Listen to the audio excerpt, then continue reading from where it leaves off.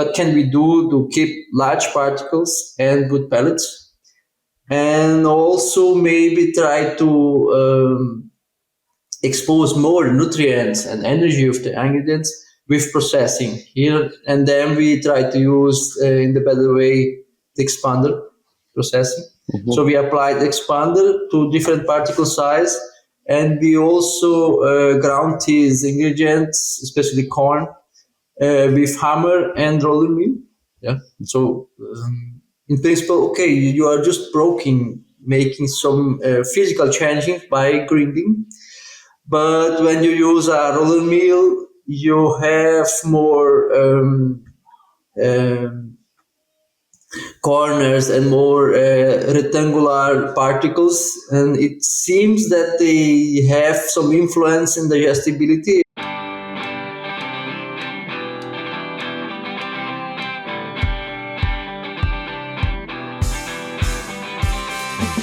Good morning, everyone. Welcome to this new episode of the Feed Science Podcast. I am your host, Wilmer Pacheco, and today I have the pleasure to have Marco Ebbing with me. How are you, Marco? I'm fine. Thank you for the invitation, Wilmer. All great here. Thank you, Marco. And first, we would like to know more about you. Could you tell us a little bit about your professional experience? Yes. Well, thank you again for the invitation, and I will introduce myself a little bit. Well, I'm Brazilian and from South Brazil. A veterinarian and master in animal science, and also PhD in the same area.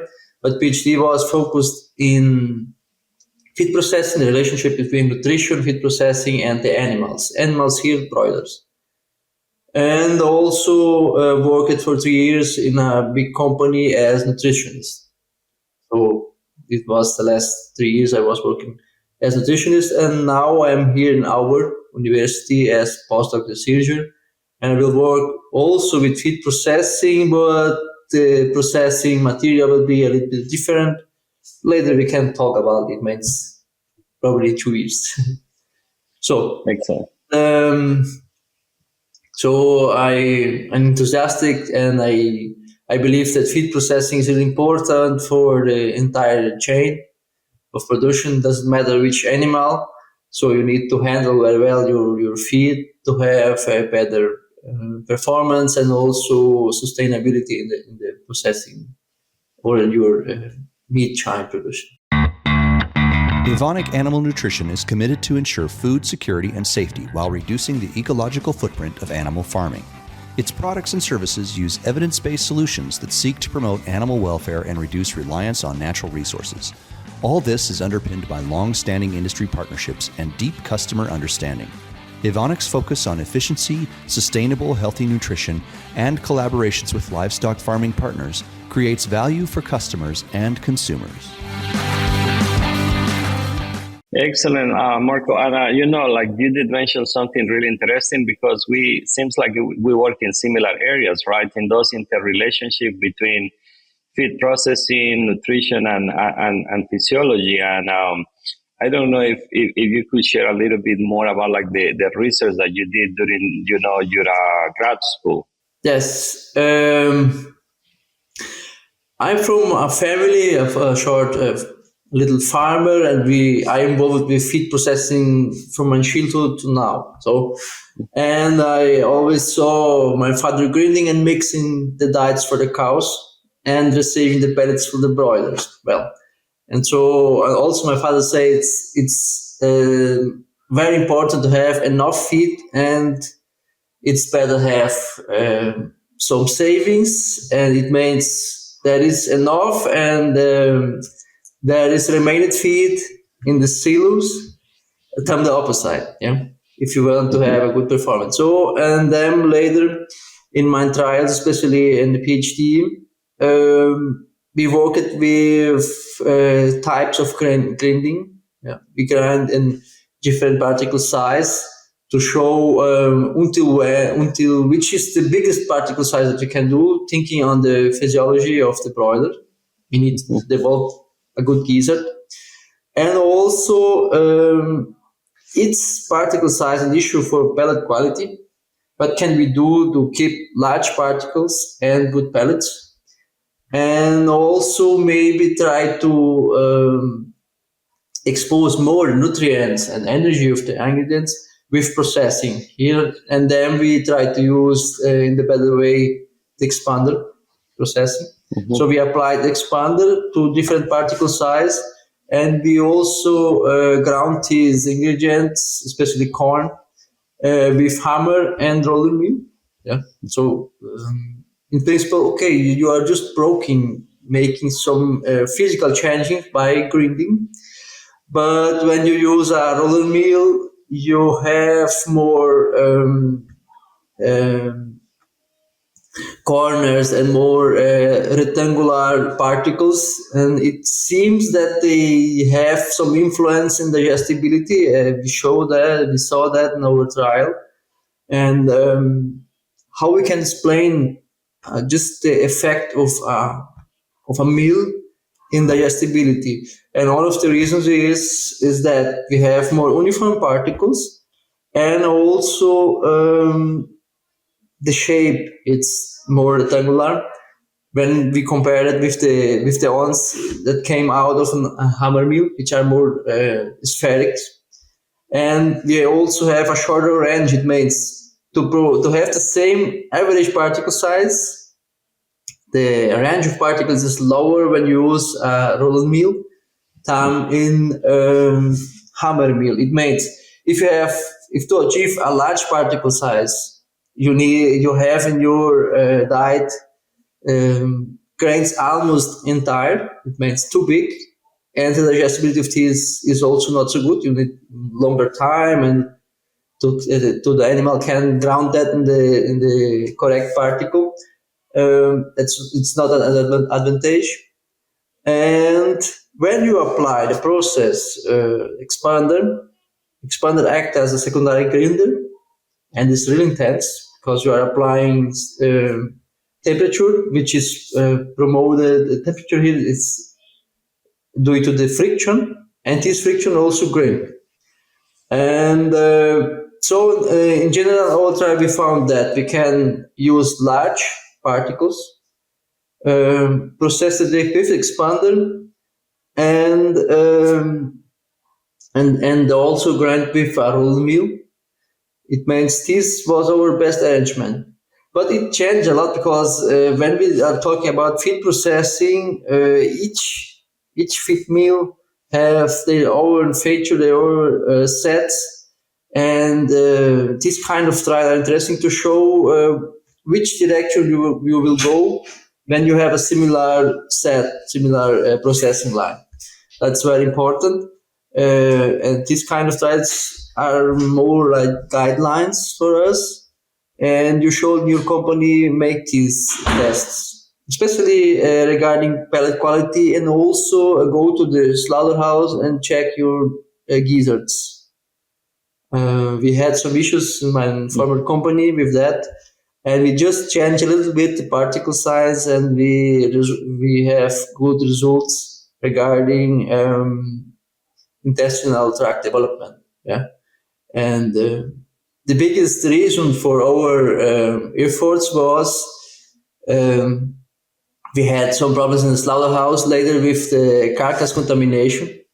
So the sphincters were not anymore working very well. So the little diet remained in the gizzard, go back, and we had issues with our carcass, contamination with some grains on it. And in Brazil, we cannot wash the carcass, so these ones were dropped out from the line. And what I'm trying to say with that, it's the feed processing sometimes looks simple, but it plays important roles in the animal performance. That is true, right? And I work, like I told you, in the similar area, and sometimes we focus a lot on the macrostructure of the pellets, and we forget about like the distribution of those particles in the microstructure. And I have seen some similar issues in other countries where they just grind way to find to improve pellet quality, but then they start having like issues with proventriculitis, and then the same issue that you are explaining with problems with carcass contamination, or sometimes they need to increase the feed removal time for the bird, so to allow them to clean the gastrointestinal tract prior to processing. Yeah. Since you work with expanders, I haven't seen any companies in the US that have expanders, but you have experience.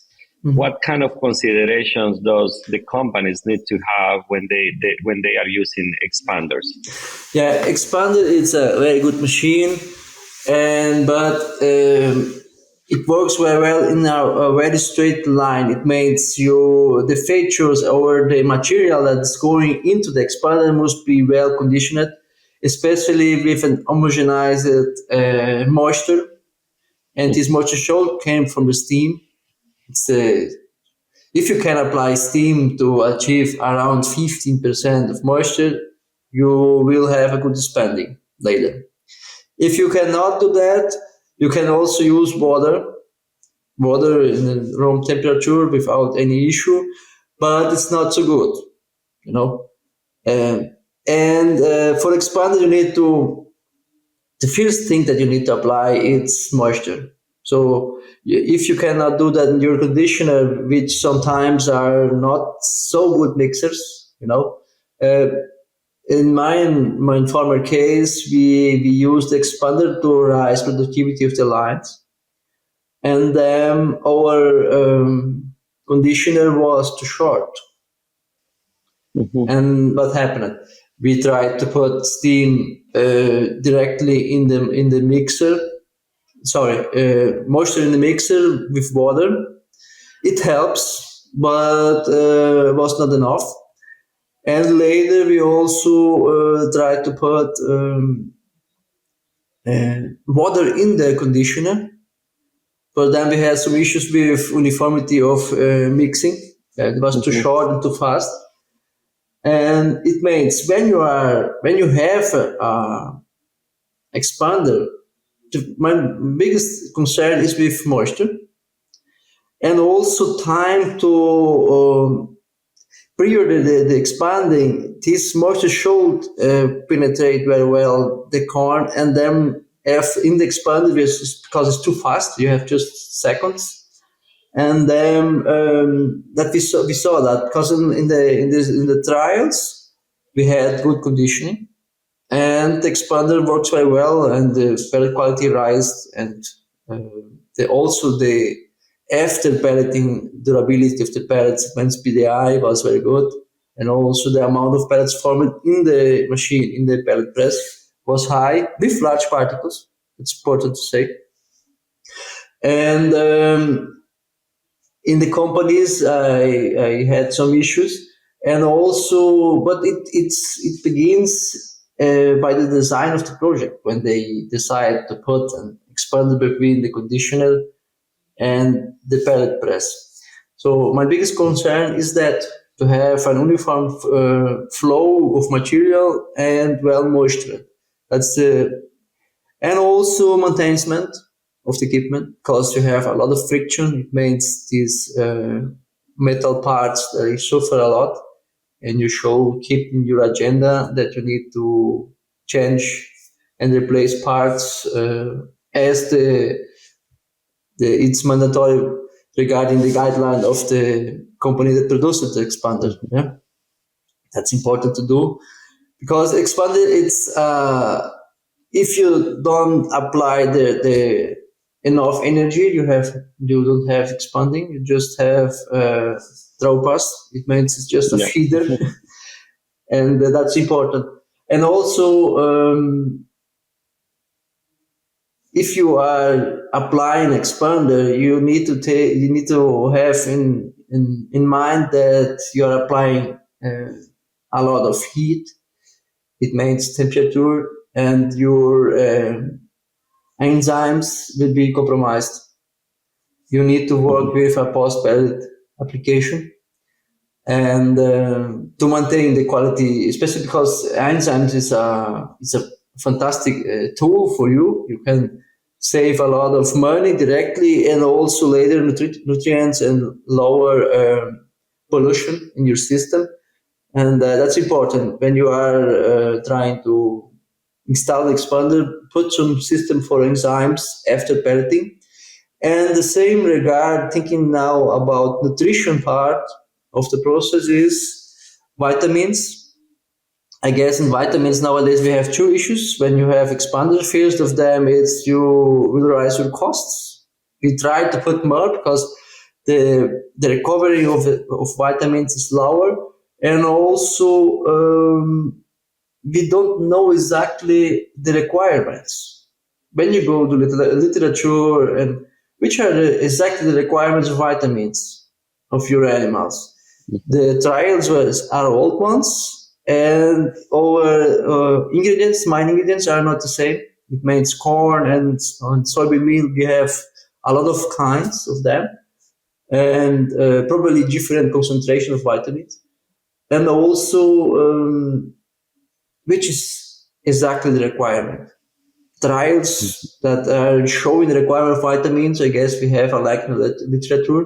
It also has to be to make it harder to produce and formulate your premix. And when you have this heat processing, more intense heat processing, we don't have a way to apply vitamins because there's are powders and must be applied in the mixer, yeah?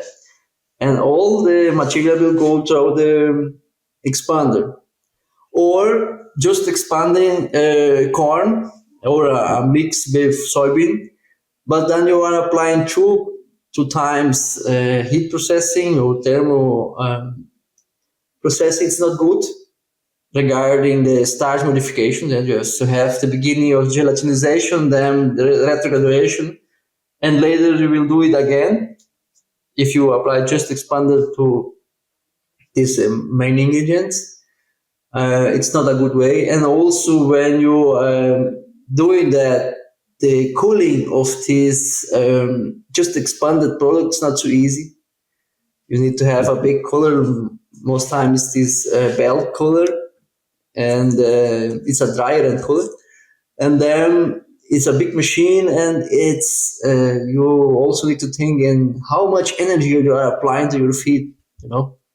I guess that's are the most important issues, and you need to think on that and see if expand is really useful for you, or you can maybe adjust some other parts in your line to have better pellets, because we know that pellets are very important for the broiler.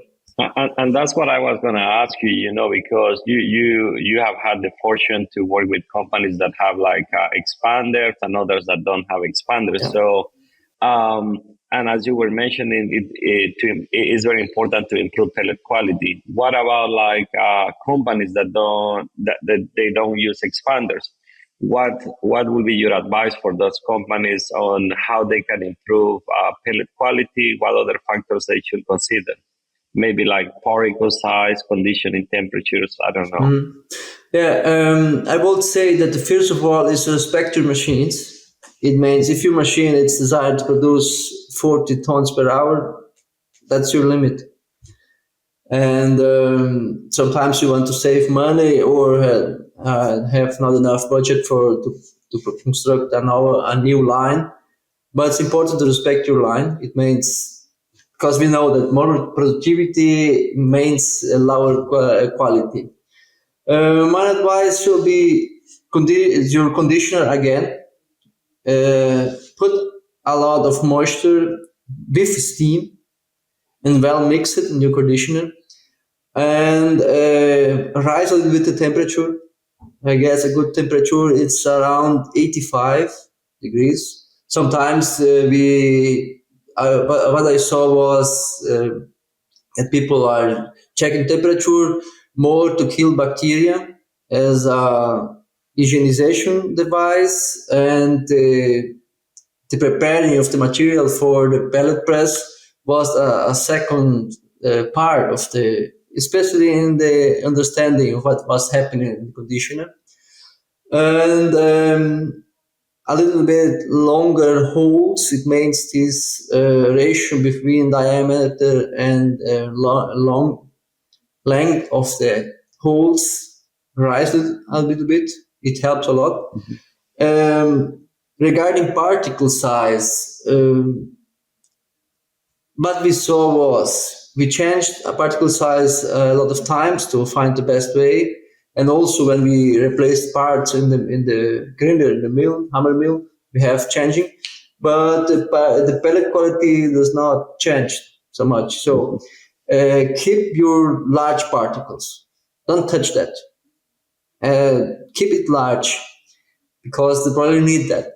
If you have a little bit improvement in pellet quality, maybe could be a reason to reduce a little bit the particle size. But but we don't see that. And also literature is saying that you can use large particle size without compromising pellet quality. And one way to keep the particle size larger is use a little longer or a bit more a bigger diameter. It means you have more place to fix or glue the particles around this large corn particle, let's say. Instead of using 3 millimeters, we use 4.5 millimeters diameter. It works. And then a longer way. So this ratio can be around 18 when you divide the length by the diameter. 18 is a good number. And later also check your cooler. Because cooling, it's when you really fix the pellet. Yeah. So when you produce good pellets, it's easier to cool and reduce a lot of your moisture in the cooler. It helps to keep the pellet in time. So, and also keep in touch with your nutritionist if you can see some alternatives there in the formulation. Nowadays, with the using of enzymes, and most of them have energy matrix, and then the oil using is really low. We are using oil more to wax the machines than for the broilers. That's not anymore an issue regarding too much oil. Yeah. Then, if that's the case, probably which is the most important part of feed formulation, it's price. Regarding you have just 2 or 3 ingredients, that's also a problem. We have a lot available, but the price is not so interesting because nowadays we are competing with energy producing. It means ethanol and so on. And then keep in touch with your nutritionist to see if there is any change in the diet that can be applied. And because we have a lot of products that they work very well in mash diets because you just put in the mixer. But when you are using pelleting, sometimes it doesn't work because you have too low oil, and oil is also important for the process. Yeah. Yeah, that's really important. Regarding the LD ratio, US, what you will see will be more like 12 and 13. But when you go like other countries in Latin America or Europe, I see, like you're saying, 18, 20, 15. But as you were mentioning, whatever improves pellet quality affects your production rate, right? So the companies need to find that balance and kind of understand what is the issue. The worst issue might be a low quality and not enough production capacity. That's probably they need to start considering new lines. And something that you mentioned that is, I think, is very important is the feed mills. They should be talking with the nutritionist, right, when they have like issues. And you have been working as a nutritionist, or you work as a nutritionist for 3 years. What would you say that are the biggest challenges in nutrition right now? Is the lack of alternative ingredients or too many ingredients in the market, and sometimes it's hard to know which one will have a value in the formulation. I don't know what you could share about that, like more like the formulation size. And one of the problem is your dosing.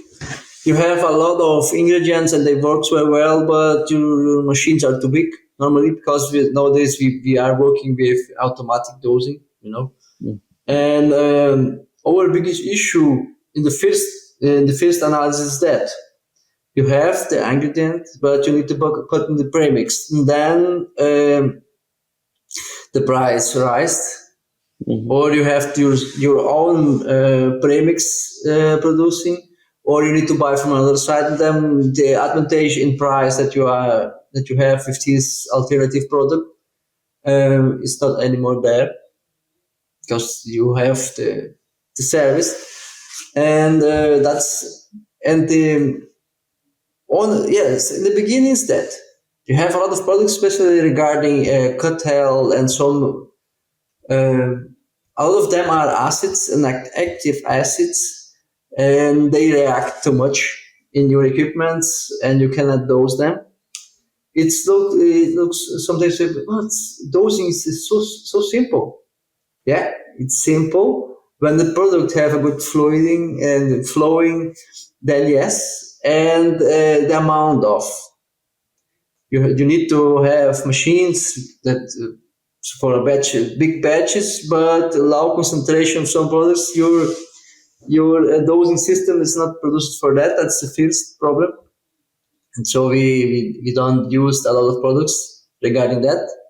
One is the amount, and also the other is the chemical action, the physical reaction that I have between the products, and you have issues with the equipment. And the other part is. Not so much people talk about it, but we have just two main ingredients. We have just soybean and corn. So when the price rises, the first pressure of a nutritionist is you need to keep the price low with the same performance of the animals. Okay, but I cannot change the matrix of the corn or soybeans to adjust this. Okay, it's expensive. It's more expensive now, but we have more nutrients. That's not true. So the price rises, and then you have it's not too easy being this chair sitting in front of the computer and keep the price without lowering or have other ingredients available for you, and then you go to the micro. You have alternative for protein. You can replace some ones with also energy sources, and then if your processing line it's on the limit of capacity, any change that you made in the formulation, especially in amount of oil, which is expensive. The last 5 years, we have high prices, and then you put a product with energy matrix and low concentration.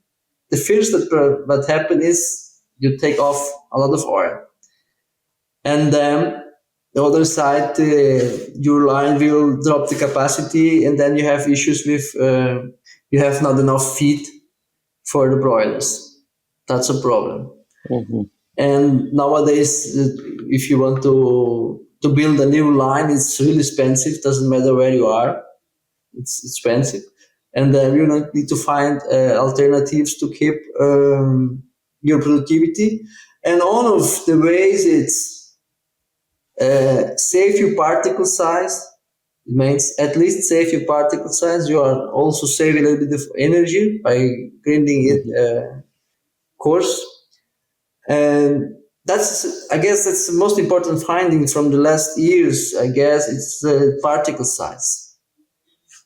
In the past, they worked with particle size and they start to grind more. And a lot of knowledge came from the swine. And I saw that in Europe, people there handle broiler and swine in the same way. They just call them monogastrics, and then how they handle them is the same way. Okay, but particle size, I guess, is the biggest hindrance from the last years that we are talking again about that. Yeah? And it's not when you have issues, especially with the capacity of your lines, then your formulation will be more restrictive, and then the price will rise of your kilo of product. That's not good. Yeah, and something that you were mentioning, like Europe, right? They at least have like other alternatives. They sometimes can add like some whole wheat in the formulation to compensate for that. But I do remember that you were mentioning that, don't compromise particle size, which is very important. And just to share a little bit with you, when we make different particle size and we evaluate pellet quality, we don't see big differences in pellet quality neither. And I don't know if that's because, the conditioners are getting longer, or now we are just using double conditioners. And even if you have like larger particle size, those particles can get like fully hydrated before they enter the pellet, the pelleting chamber. Maybe before, some of the old research was done with a single conditioner, and with a single conditioner, you could potentially have more benefits with a smaller particle size, but not with a double conditioner. So that's very, very good. One thing that I was going to ask you, when you have like multiple ingredients, do you see any issues with the lack of microbeans or, silos and the feed mill to accommodate those ingredients? Yes, that's also a problem. Yeah. And it makes your management in the mill must be very good, because you have a lot of products and you cannot have too much in your warehouse. Also, because the price, you cannot just keep a lot of money there. So you need to have people to management that. And more silos, you have also the problem with longer time to prepare each batch. That's also a problem regarding productivity.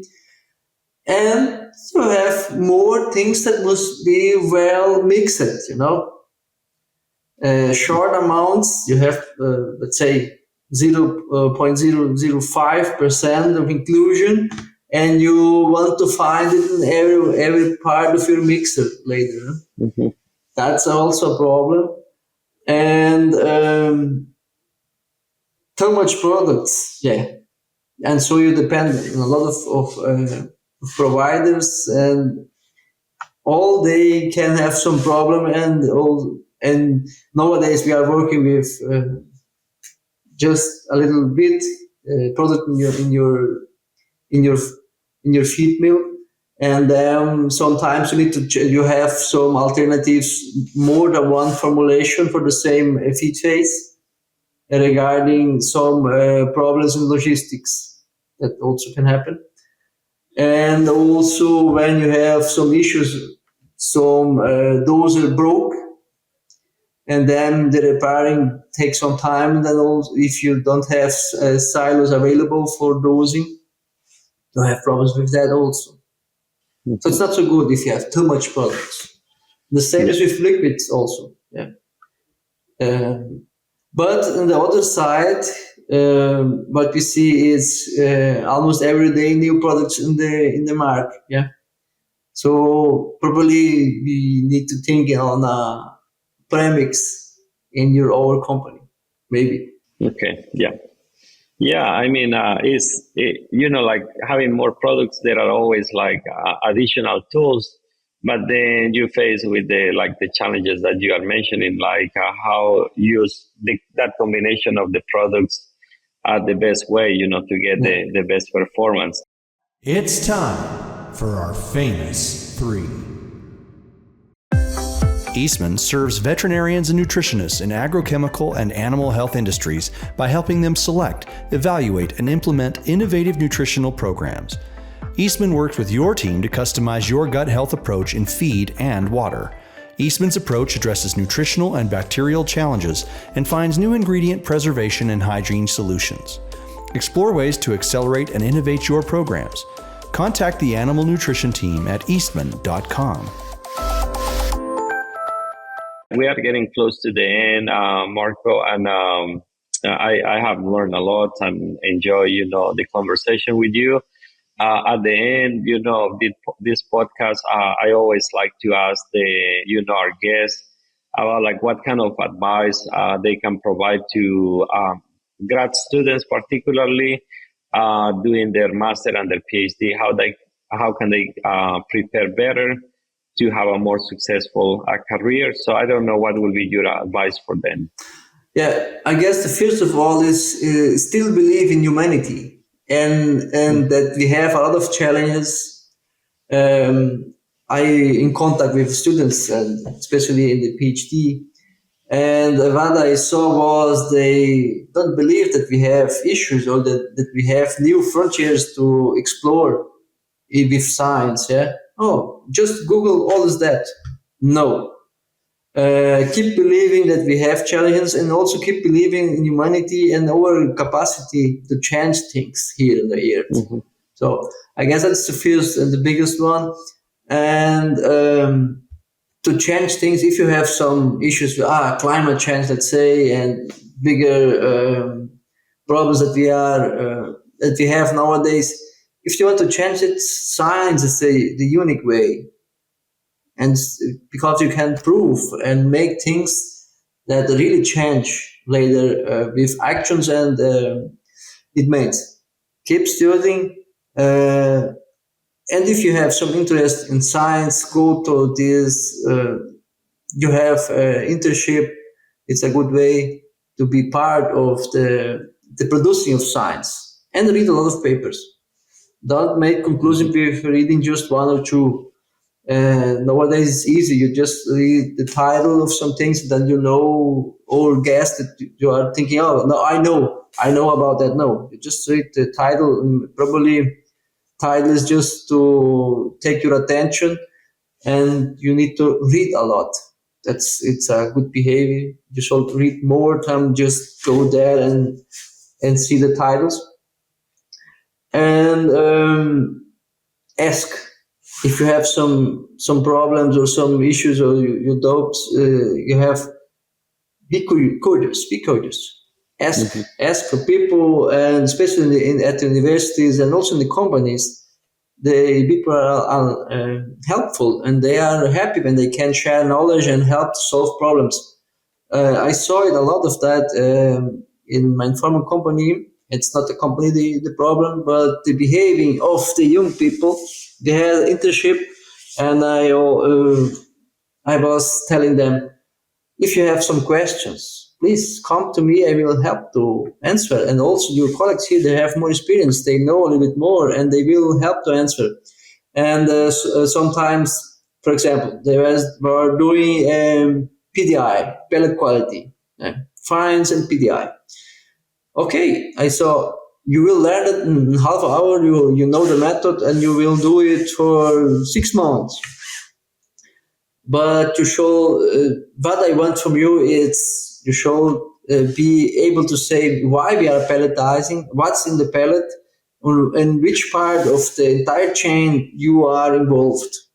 Be curious and ask about these kind of things, and that's not so easy to achieve, because they just go to the routine and did the work and was that.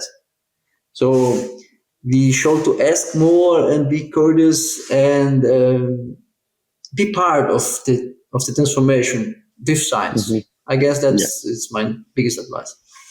Okay. Well, thank you so much, Marco. It's nice talking to you, and hopefully in the future we have you again, and that way we can discuss more about what you're going to be doing in Auburn University, and I'm looking forward to see you around. Well, thank you very much. It was a nice conversation. Hopefully I help a little bit to understand more about this fantastic feed processing and nutrition.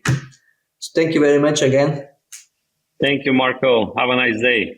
You too. Bye bye. Bye bye.